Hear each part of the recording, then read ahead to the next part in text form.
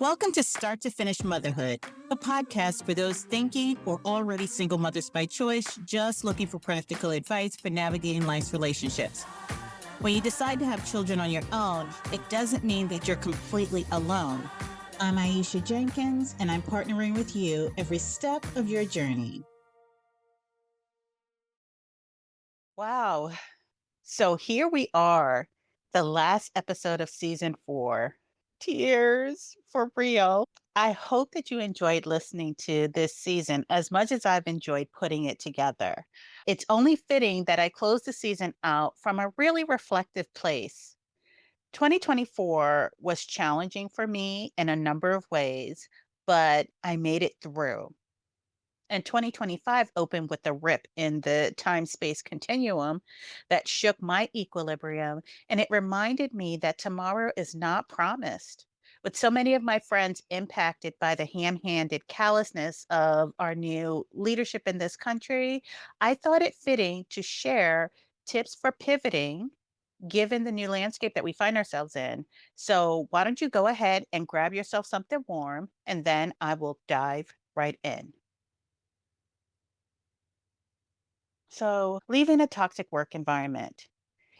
If you are true to yourself and you're self reflective, I think you know when something is coming to an end, when something doesn't feel right. I know for me, I felt restless. I felt really anxious. And I also felt a tinge of excitement because you don't know exactly how something will happen. You do know that it will happen. And so, with that knowledge, you are able to prepare for it. And yes, I was uncertain. I'm not going to say I was a hard rock. I was uncertain and I did it scared. But I knew that God had my back. My God had my back. And I planned as much as I could. And to be honest, I never looked back. I left a toxic environment and it was the best thing that I could have done for me. It wasn't easy from a mental health perspective because there was just so much trauma that I had experienced over the years. And I think I said earlier, it wasn't just work trauma, though work trauma was a huge part of it.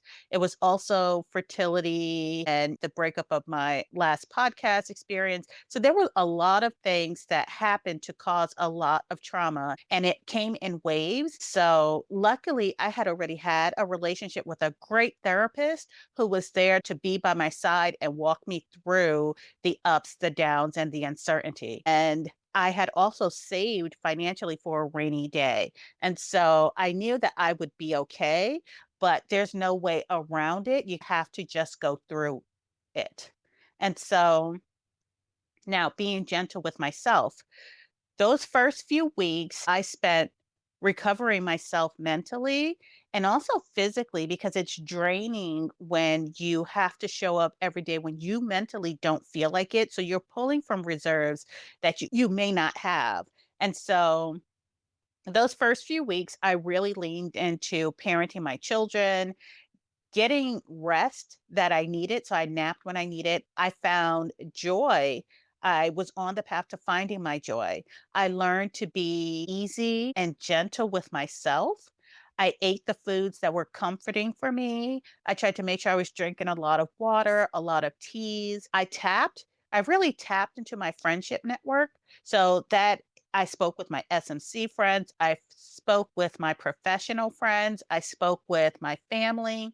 I spoke with my financial planner and I really began just planning. And one of the first things that I knew I needed to do and I really wanted to do was to plan this epic trip. And so that's why you'll see it sprinkled throughout this entire season. And I think one of the key things that made the transition easier for me, so we're talking about pivoting, is that I was honest with myself and with my family and my friends and asking for what I needed, and they showed up. Right? I had to stop eating the things that I wanted to say, stop swallowing the things that needed to be said. And I cracked open my filter a bit and I allowed myself to be vulnerable with the things that I need and put really firm boundaries in place. And my friends, they just allowed me to be. I also did some palate cleansing. So I put hardcore job hunting on the back burner because I really wasn't ready. So I went on autopilot. I was applying for jobs, but I wasn't pouring hours and hours over preparing for interviews and doing all of that stuff.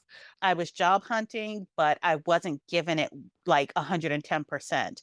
I wasn't filling out 100 applications a day. I think I was filling out like 10 a week, if that.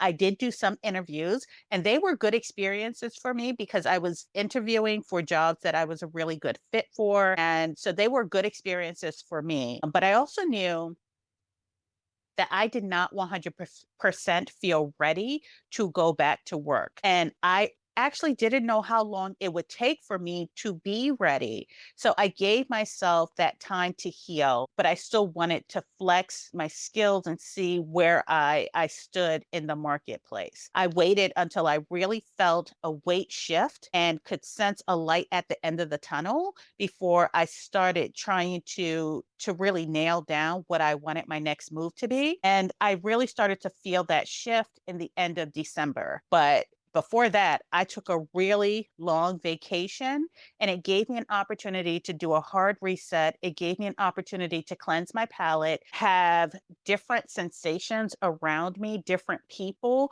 where I could just walk and be a bit invisible for a while and let somebody else do the heavy lifting and take care of me. And it's ironic that I had to leave the States to go to a place where it felt like a village was taking care of you. So I did that hard reset to cleanse my palate. And then I really embraced the time with my children.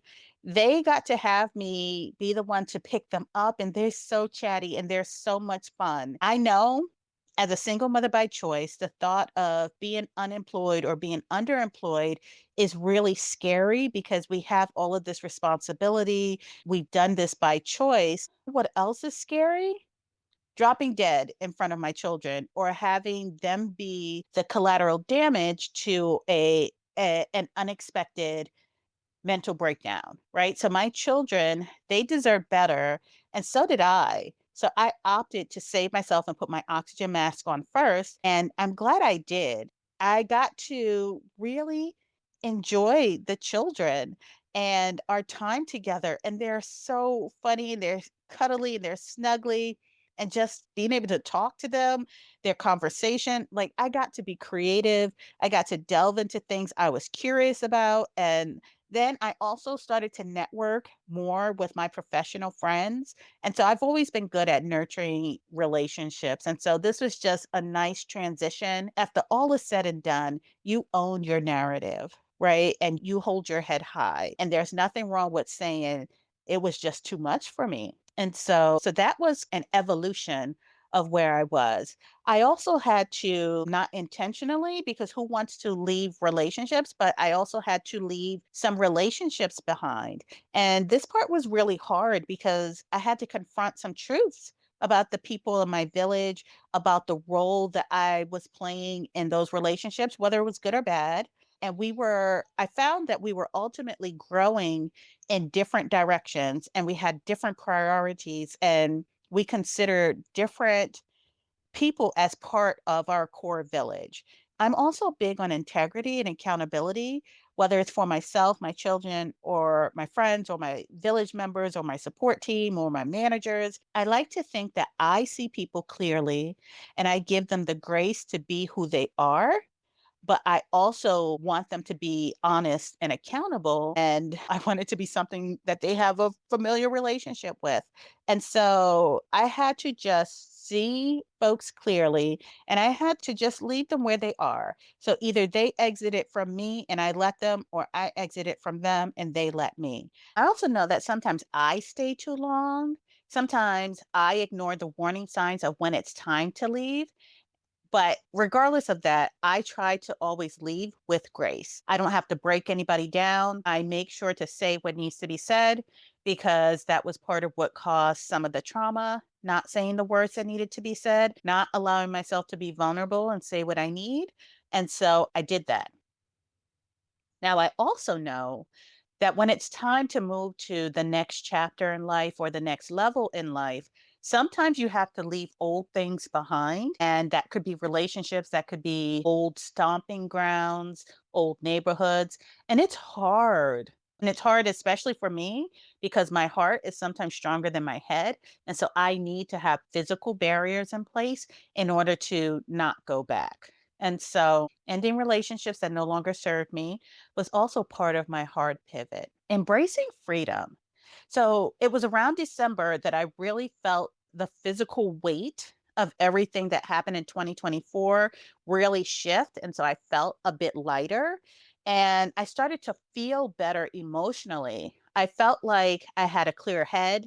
I felt like I could see paths clearly and see my options clearly. And I'd started working on a few projects that were like life giving and that I really enjoyed. I enjoyed the people, I enjoyed working in solitude. I enjoyed that they were just like, go do that thing that you do. And I did it and I did it well. And I was really able to flex my creative muscles and my coaching muscles with a like minded friend. We geek out over tech and we just geek out and we could spend hours just talking.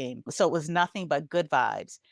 I also had to stay aware of the fact that I am on a mental health journey and I am still vulnerable to high stress and high anxiety situations. And so I could still feel it, right? And so I am still working closely with a therapist and with an entire plan. But I found my way back to myself and I found my way back to teaching, which I love it. And I'm in a totally different type of work environment from my last job. And honestly, I don't think that I want to go back to working a traditional 9 to 5 job. This feels like freedom to me. And I really feel lucky to have been able to pivot on my own terms. Now, it wasn't a quick pivot because I didn't want to go from the frying pan to the fire or didn't want to run from a burning building into a tsunami. And so I really wanted to slow down and feel my way through. Listening to the signs. So, when everything is happening at such a fast pace, and sometimes you have to explicitly slow down, intentionally slow down. And so, as I reflect on the last year, I realized that there were many signs that it was time for me to do something different, whether it was to do a different job, live in a different place, have different friends. And that it was a sign that the chapter was coming to a close, right? That's basically it. So if I had not been so in tune with myself and connected with the prayers that I knew I had asked for, I might have missed many of the opportunities that laid ahead. And the opportunities came with just a phone call and somebody just casually saying, "Do you want to do this thing?" And me saying, "Okay, yeah." And so there's so many opportunities that laid ahead that came about just that way. Hey, you want to do this? And then it turned into a bigger opportunity. And so that I would have missed those signs. I would have told myself I was so tired, I was so burnt out and so afraid to take the chance and take the risk, right? So I was tired, but I also was willing to take risks at this point. And then I needed to also give my self time to get clear headed. And the gift of time, if you can afford to give it to yourself, I say do it. Don't just leave a job and go to another job. Give yourself time to let the dust settle so that you're making clear headed decisions and the best decisions for your family. And as an SMC, that is like a gift, right? And so I tell folks that I believe in God. And so my God has always had my back. And that if I did the work, even if I wasn't sure, if I followed what I felt was my path or my purpose in life, and I acted with integrity and I treated people with kindness, that God would make sure that doors just flung themselves open for me and games would be played out in my favor. My faith is that strong and it hasn't let me down yet. And so I will just keep my eyes forward and just keep doing those things. And so, with that being the case, as I made a hard pivot, I've managed to find the soft landings. So look for the soft landings. And that means that you don't have to make a final decision about your next move now. It can be an interim move. It can be a soft landing to gather your thoughts and your resources before you make that next hard decision, right? So I didn't have a clear plan for what comes next in any of this, and I still don't really. And to be honest, I'm okay with that. I do know that I have options, and for that, I'm so eternally grateful that I have options. I've always managed to make the right connections and nurture those connections so that when I needed them, they were already there and in place. I've managed to find the soft landings in life. And if you knew my story, you would be like, girl, how are you still here? And I've managed to find the good people in the world. And goodness knows, I'm always up for an adventure. And so this has been nothing but an adventure. Even as I crawl my way through the bushes, it's felt like such an adventure. And I'm just like, oh my gosh, if I can get to the other side of this, the stories I could tell. And I am not all the way on the other side of it, but I feel good. This also allowed me time to reevaluate the life that I want. Now, with everything that's been said, and at the time that I'm recording this, I'm thinking, where does that leave me? So when you face the things that scare you a lot, I won't say it's the things that scare me the most, but it's the things that scare me a lot, and you do exactly what you want to do, and you leave things unsaid, you don't leave anything undone. So to me, that's freedom. And I want more of that. I don't want to go back to being in chains. I don't want to go back to somebody demeaning me or somebody undermining me or team members. I don't want to go back to that.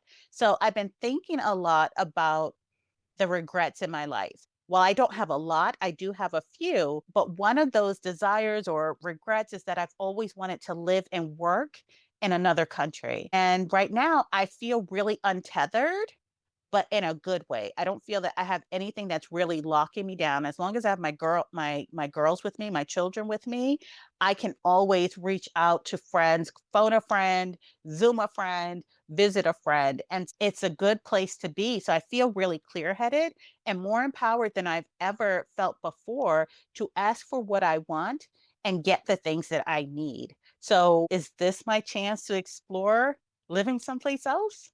I don't know. We'll see. And I'm excited about the possibilities. And as I think about what comes next, I don't really know, but I am going to bite the bullet again this year. And I'm going to take the children on another long trip. Maybe it's a scouting trip. I don't know, but we're going to Mexico and we're going for another 3 week vacation, 3 or 4 weeks. We'll see. And I'm excited and they're excited. So we are practicing Spanish. We are listening to the podcast Eat Your Spanish, Duolingo. We are listening to another kind of immersive type of Spanish CD for the kids. And so we're doing this together. And for this trip, I am planning it completely on my own. Whereas last year, I was planning with a friend. So I am working off of some of the recommendations and guidance from the different expat communities in the travel spaces. So yay. Again, I'm nervous, but I'm doing it anyway because really, you only get one life. And I won't say always stare down the thing that you're scared of, but there are some things that it's just, I can do this. And if all you need is somebody to say, do it, come back and listen to this episode because I'm going to say everything, given everything, we talk through everything and I'm just like, so if you're okay with those things and you have plans for those other things, do it. And so you only get one life. So I feel with this being the closing episode of season 4 that I've really said most of what I needed to say about my SMC journey. I've shared the advice that I felt was good, solid advice for people getting started on the SMC journey, people who are in the midst or getting started on their parenting journey.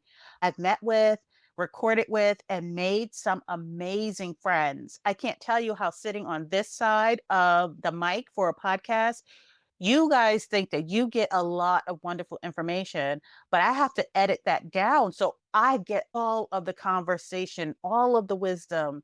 And it has been a real gift that I feel I have allowed myself to give myself. And so now that my children are getting older, I am also feeling, and with the way the world is, I'm also starting to feel a real need to protect them and protect their privacy and also explore other creative outlets for myself. So I am currently producing another podcast. So I like producing podcasts. So that's a service that I offer. So if you're interested in starting a podcast, reach out to me at Start to Finish Motherhood.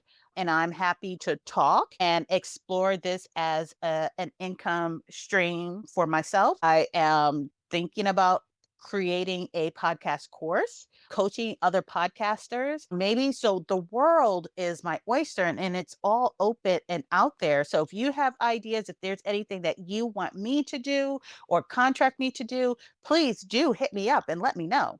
So I have enjoyed and really, truly have felt the support from my listeners. I would not be here without you. And this is another thing that I did scared. And if you listen to me in my earlier few episodes, I was trying to find my voice and now I feel the love. So thank you. I am going to take a little bit of a hiatus to figure out what my next steps are going to be. So it is a hasta luego for a bit. There might be a longer gap than intended in the next season of the podcast, just until I figure out what I want to do, possibly what country I want to live in. So who knows? I'm really flexible and I'm excited about whatever adventure lies ahead for myself and my family. And if you're wondering what to do with the time that you would spend listening to Start to Finish Motherhood, I would say consider re-listening to the entire series straight through. Feel free to check me out on my very first podcast series, which is called Black Single Mothers by Choice. That one, I had to slice and dice it in order to carve out my individual contributions, but it was a great series and another good experience. I learned a lot. You can check me out on my YouTube channel. I do have some videos that I created from our trip to Sri Lanka, but I'm a bit behind on getting them out and getting them set up the way that I want to. But I will try to do that over the course of the rest of this year. Also, if you are not signed up for my mailing list, go ahead and sign up for the mailing list because I'll also be getting back to catching up on some of the blogs from the episodes that I did, just trying to cover the different ways that people learn and take in information. And there you have it. Until my next update, talk to you soon.